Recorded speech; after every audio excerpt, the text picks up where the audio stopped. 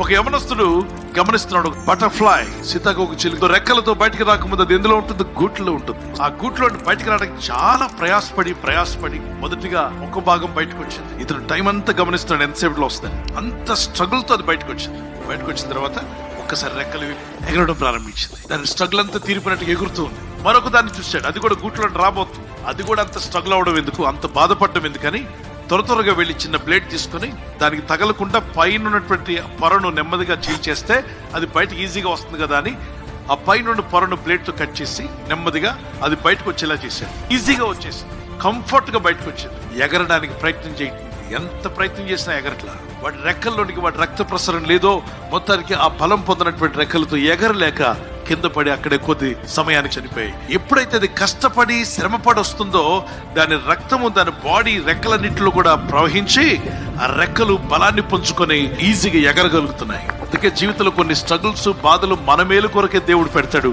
బాధలైనా, కష్టమైనా, శ్రమ అయినా, ఇబ్బందులైనా జయించడానికి ప్రయత్నం చేయి. అదొక నేచర్ లో ఇవన్నీ సహజంగా ఎదురవుతుంటాయి. నీ జ్ఞానం కొరకే దేవుడు పంపిస్తున్నాడు.